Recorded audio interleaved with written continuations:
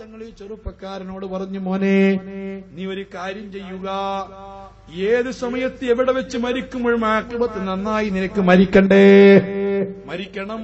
ഞാൻ പറഞ്ഞ കാര്യം നീ ശ്രദ്ധിച്ചോ, രണ്ട് കാര്യം. ഒന്ന്, ഏത് സമയത്ത് എവിടെ വെച്ച് വാങ്ക് വിളിക്കുമ്പോഴും ആ വാങ്ക് വിളിച്ച ഉടനെ നീ നിസ്കരിക്കണം എന്നാണ് ബഹുമാനപ്പെട്ട തങ്ങൾ പറഞ്ഞതെങ്കിൽ നമ്മിൽ പല ആളുകൾക്കും അത് സാധിക്കുകയില്ലായിരുന്നു. കാരണം ഉസ്താദെ നടക്കുന്ന കാര്യമല്ല. അതല്ല സഹോദര, ബഹുമാനപ്പെട്ടവർ പറഞ്ഞത്, ഏത് സമയത്ത് എവിടെ വെച്ച് നീ വാങ്ക് വിളിക്കുന്നത് കേട്ടാലും ആ വാങ്ക് വിളിക്ക് ശരിക്ക് നീ അതബോടെ ബഹുമാനത്തോടെ ഇജാബത്ത് ചെയ്തോ.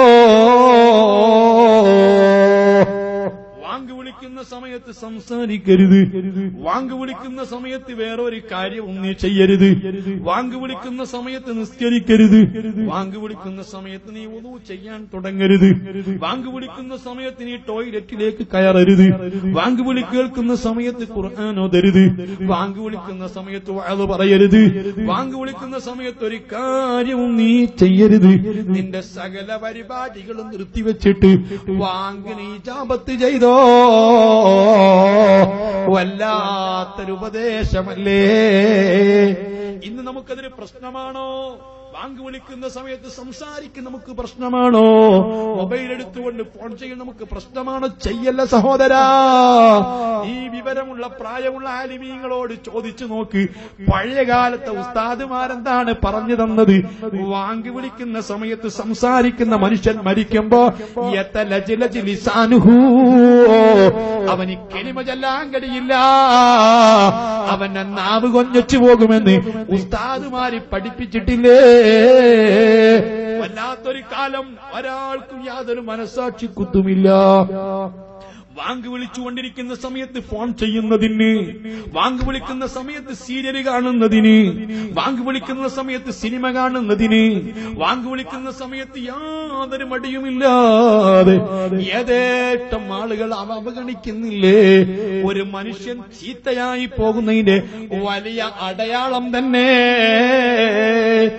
നിങ്ങൾ ഇന്നു മുതലാ എന്റെ ശബ്ദം കേൾക്കുന്ന ആളുകള്, ഓ സഹോദര, ഒരു വാങ്ക് വിളിക്ക് എത്ര മിനിറ്റ് വേണം? 2-3 മിനിറ്റ് കൊണ്ട് കഴിയുന്ന കാര്യമല്ലേ? അത്രയും സമയം നിനക്കൊന്ന് അച്ചടക്കത്തോടുകൂടി എന്നെ സൃഷ്ടിച്ച റബ്ബിന്റെ വചനങ്ങളാ, റബ്ബിലേക്കുള്ള വിളിയാ. വമൻ അഹ്സനു ഖൗലൻ മിമ്മൻ ദാ ഇലല്ലാഹ്, അല്ലാഹുവിലേക്കുള്ള വിളിയാണല്ലോ കേൾക്കുന്നത്. അതിന്റെ പ്രത്യേകതകളൊക്കെ പറയാൻ ഈ സമയം ഞാൻ ഉപയോഗപ്പെടുത്തുന്നില്ല. അതുകൊണ്ട് ബഹുമാനപ്പെട്ട അബുൽ ഹസൻ ഷാദുലി തങ്ങൾ പറഞ്ഞത്, ഏത് സമയത്ത് വാങ്ക് വിളിക്കുന്നത് കേട്ടാലും അതബോടെ ബഹുമാനത്തോടെ വളരെ വിനയത്തോടെ നിന്റെ തൊഴിലുകളൊക്കെ ഒന്ന് നിർത്തിവെച്ചിട്ട് അതിന് ഇജാബത്ത് ചെയ്തോ. സഹോദരാ സഹോദരി, ഞാൻ ഉറപ്പെടുത്തുന്നു, വാങ്ക് വിളിക്കുന്ന സമയത്ത് നീ വുദൂ ചെയ്തുകൊണ്ടിരിക്കുകയാണെങ്കിൽ ആ സമയത്ത് നിർത്തിവെക്കേണ്ടതില്ല. വാങ്ക് വിളിക്കുന്ന സമയം നിസ്കാരത്തിലാണെങ്കിൽ നിസ്കാരം മുറിക്കേണ്ടതില്ല. വാങ്ക് വിളിക്കുന്ന സമയത്ത് നീ കക്കൂസിലാണെങ്കിൽ ഇറങ്ങിപ്പോരേണ്ടതില്ല. അതേ സമയത്ത് വാങ്ക് കേട്ടുകൊണ്ട് നീ വുദൂ എടുക്കാൻ തുടങ്ങരുത്. വാങ്ക് കേട്ടുകൊണ്ട് നീ കക്കൂസിലേക്ക് അങ്ങ് കടക്കരുത്. വാങ്ക് കേട്ടുകൊണ്ട് നിസ്കാരം നീ തുടങ്ങരുത്. വാങ്ക് വിളിക്കുന്ന സമയത്ത് എല്ലാം നിർത്തിവെച്ചോ. പെങ്ങളെ, അരച്ചുകൊണ്ടിരിക്കുന്ന നീ ആരൊന്ന് സ്റ്റോപ്പാക്കിക്കോ.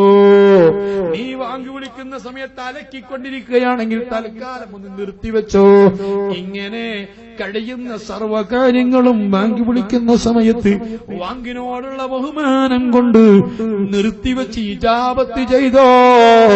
ആഖിബത്ത് നന്നായി മരിക്കുന്നതിന്റെ അടയാളമാകുന്നു. പണിയല്ല പേര്. ഓ, അത് നടക്കൂല സ്ഥാനേ. വല്ലാത്ത ഭാഗ്യാണ്.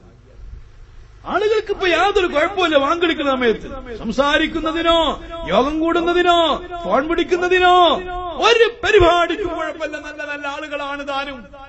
ചെയ്തു പോകരുത്. ആഖിബത്ത് മോശമാകുന്നതിന്റെ അടയാളമാണത്. ഈമാൻ തെറ്റി മരിച്ചു പോകുന്നതിന്റെ അടയാളമാണത്. പടച്ച റബ്ബ് കാത്ത് രക്ഷിക്കുമാറാകട്ടെ.